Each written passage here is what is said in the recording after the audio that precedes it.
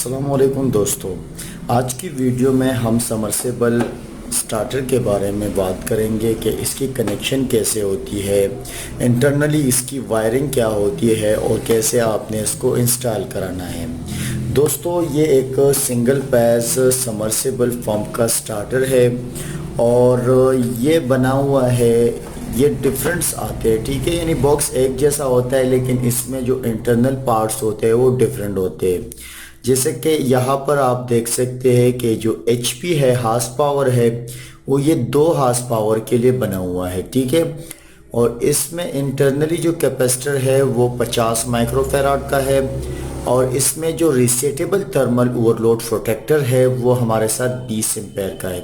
तो इसमें 25-30 इस तरह के डिफरेंस आते हैं एम्पेयर्स के हवाले से ओवरलोड प्रोटेक्टर, और इस तरह कैपेसिटर्स भी आते हैं और अपने हिसाब से इसकी जो HP भी आती है। IP इसका 44 है, तो आप इसको ऐसी जगह पर लगाइए जहां पानी से ये बचे, क्योंकि इसमें पानी आसानी से जाता नहीं है, लेकिन फिर भी ये IP 44 है, ठीक है। तो इसकी जो इनग्रेस प्रोटेक्शन है वो सिर्फ 44 है, ठीक है। अब यहाँ पर हमारे साथ इंटरनली अगर हम इसको खोलें तो ये इसकी इनपुट सप्लाई है, यहाँ पर आप देख सकते हैं। और उसके बाद इस इनपुट सप्लाई आप देख सकते हैं कि यहाँ पर एक वायर जो है वो ब्लू कलर का है और एक थोड़ा सा रेड कलर का है, ठीक है। तो ये जो ब्लू कलर का है यहाँ पर न्यूट्रल है और ये जो रेड कलर का है यहाँ पर लाइन है, और इस तरह ये ग्रीन कलर का जो वायर है वो हमारे साथ है अर्थ। तो ये इन दोनों कनेक्टर में कनेक्ट है और उसके बाद हमारे साथ ये जो वायर्स है ये एक ब्लू कलर में जाता है इस double pole double through switch के तरफ। यानी इसमें 4 पॉइंट्स है और अगर आप अपने UPS में एक स्विच देखते हैं तो सेम उसी का तरीका का एक स्विच होता है, लेकिन ये वो वाला नहीं है जो UPS में यूज़ होता है, क्योंकि UPS में सेम ये डबल फोल्ड डबल थ्रू का ज़्यादातर यूज़ होता है, लेकिन उसका जो एम्पायर है वो कम होता है, वो ज़्यादा लोड बर्दाश्त नहीं कर सकता और ये ज़्यादा लोड बर्दाश्त करने के लिए होता है। तो यहाँ पर हमारे साथ double fold double through switch है। Double fold double through switch में ये सप्लाई कनेक्ट है, तो यहाँ पर ये न्यूट्रल है और नीचे वहाँ पर लाइन कनेक्ट है।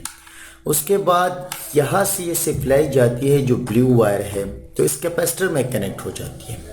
और इसी पॉइंट से मैं आपको खोल के दिखा देता हूँ। ये कैपेसिटर में हमारे साथ 2 पॉइंट्स है, तो ये जो ब्लू वायर है वो यहाँ पर कनेक्ट है, तो यहाँ से जंपर हुआ है और यहाँ इस कनेक्टर में कनेक्ट हुआ है, ठीक है।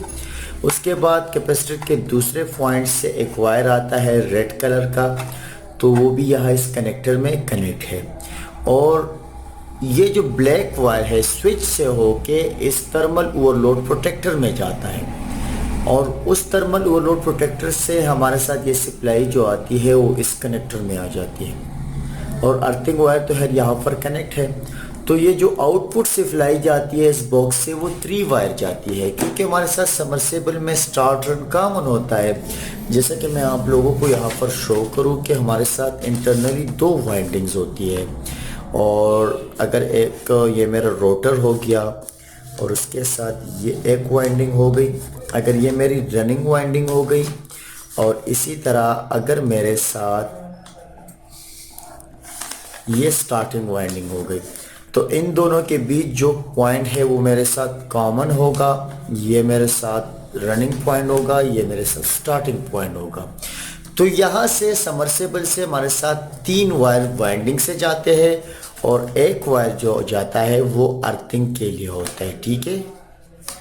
तो समरसेबल की वायर में होते हैं 4 वायर्स, एक अर्थिंग के लिए और जो 3 है वो सप्लाई के लिए होता है। तो आपने यहाँ पर जो वायर्स है वो सही तरह से कनेक्ट करने हैं, ठीक है। स्टार्ट रन कॉमन को आप कैसे फाइंड आउट कर सकते हैं? सिंपल सा तरीका है, आपने मीटर लेना है और सबके रेजिस्टेंस टेस्ट करना है। मिसाल के तौर पर ये 2 वाइंडिंग्स है, तो ये और यहाँ पर कनेक्ट हो गई ये दोनों वाइंडिंग्स।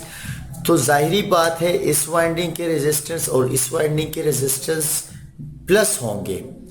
तो यहाँ पर, और अगर यहाँ पर हम चेक करेंगे मीटर से, तो इसकी रेजिस्टेंस हाई होगी। और मिसाल के तौर पर अगर इस कॉइल की रेजिस्टेंस है 10 ओहम और इसकी है 15 ओहम।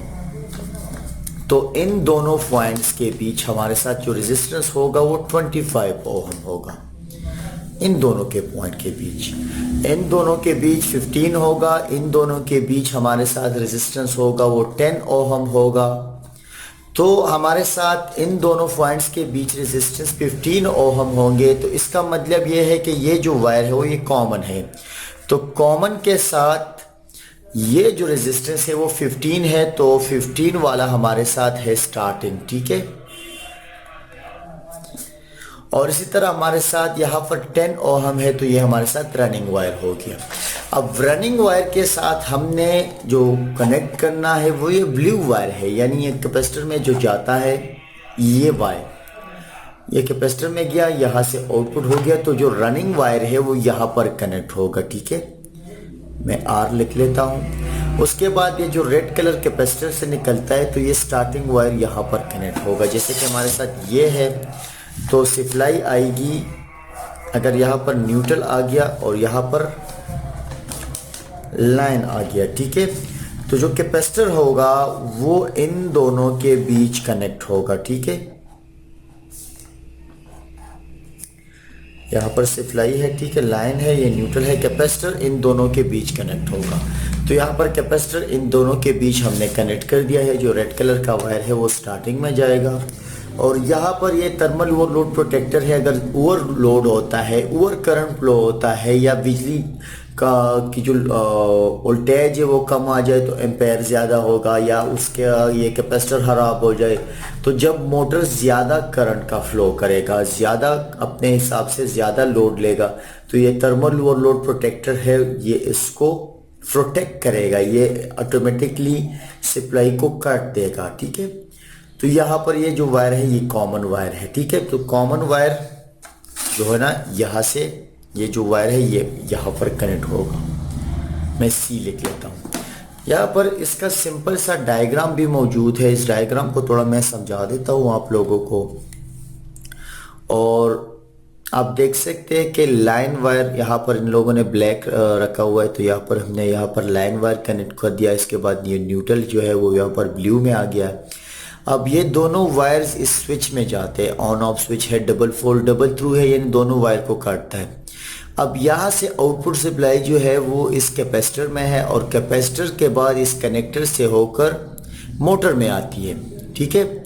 और उसके बाद ये जो दूसरा वायर है ये ओवरलोड प्रोटेक्टर में आ जाता है, ओवरलोड से लेकर इस कनेक्टर से, और कनेक्टर से डायरेक्ट मोटर में। इस कैपेसिटर से ये रेड वायर जाता है नीचे मोटर में स्टार्टिंग पॉइंट के लिए, और ये जो वायर है ये अर्थिंग है। तो सिंपल सा आसान सी वायरिंग है।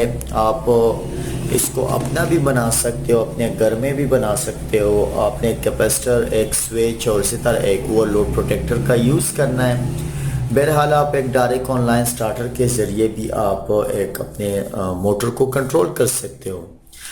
तो इसी के साथ ही आज की वीडियो ख़त्म होती है। अगर आपने मज़ीद जानना है, कुछ क्वेश्चंस है, तो आप कमेंट सेक्शन में कह सकते हैं, आप बता सकते हैं। इसी के साथ ही अल्लाह हाफिज़।